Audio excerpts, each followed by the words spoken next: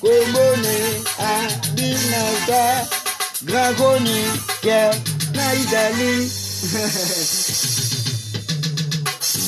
Komone Binasa re, grand chroniqueur na Italie. Journaliste ya monene na Italie.